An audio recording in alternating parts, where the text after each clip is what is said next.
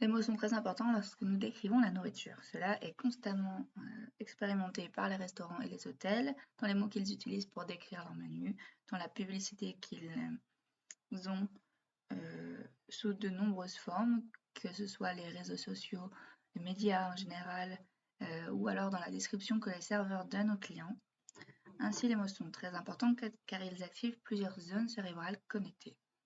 À l'appétit. Une étude ancienne de 1972 par Stats Hammond a démontré que les mots alimentaires, si on les compare aux mots non alimentaires, peuvent augmenter la réponse salivaire, donc ils augmentent en fait l'appétit. Si lorsque vous mentionnez vos plats ou votre option alimentaire, utilisez toujours le mot le plus direct en lien avec des ingrédients, des aliments. Ne leur parlez pas de plats, d'entrées, de desserts,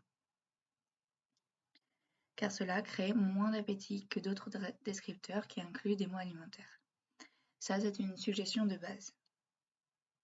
Il y a ensuite beaucoup d'autres choses que vous pouvez faire pour stimuler l'appétit de vos clients. Il existe une étude réalisée par Papis en 2013 dans laquelle ce chercheur et ses collègues ont tenté de comparer, de comprendre quels adjectifs suscitent le plus d'attention chez les invités. Pour ce faire, il a utilisé une condition expérimentale et une théorie qui se nomme la simulation de la théorie des concepts. Cette théorie dit que lorsque vous mentionnez un mot, la personne activera une série d'associations d'idées liées à ces mots. Nous ne penserons pas seulement aux mots, mais aussi aux associations contextuelles, aux réseaux d'idées liés à un facteur perceptif, à un aspect visuel, à certaines caractéristiques, à un contexte dans lequel cet objet se produit spécifique et compris. Par exemple, si je dis voiture, vous allez penser à la route, vous allez penser aux fonctionnalités, au moteur, à la rapidité. Chaque mot crée des associations. En d'autres termes, il s'agit d'une simulation de ce concept. La même chose se produit lorsque nous mentionnons la nourriture.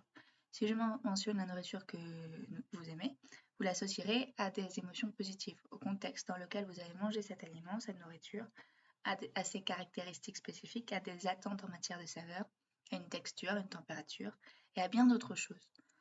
En 2013, Papis et ses collègues ont comparé le descripteur utilisé par les gens pour désigner des aliments qui sont considérés comme tentants et des aliments non tentants. Ainsi, par exemple, le hamburger est tentant, la pizza est tentante, comme la crème glacée. D'autres types d'aliments ne le sont pas, comme le riz ou une pomme, parfois. Papis a identifié que si nous avons une tentation à propos de la nourriture, nous la décrirons d'une manière différente et peut-être que nous pouvons utiliser le même mot pour une alimentation durable et saine. Donc ce qui s'est passé, c'est que ces chercheurs ont fait une analyse qualitative au propos de ces données recueillies. Tout cela a montré qu'il existe une grande différence dans la manière dont nous décrivons les aliments tentants.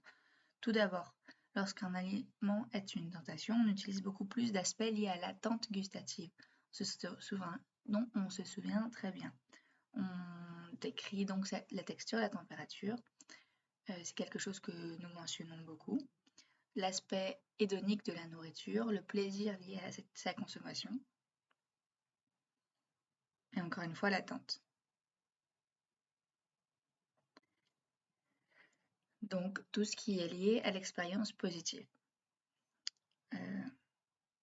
De plus, une autre chose que les gens vont faire dans la deuxième condition, quand ils vont décrire des aliments non tentants comme du riz ou une pomme, c'est de décrire des caractéristiques qui sont non alimentaires.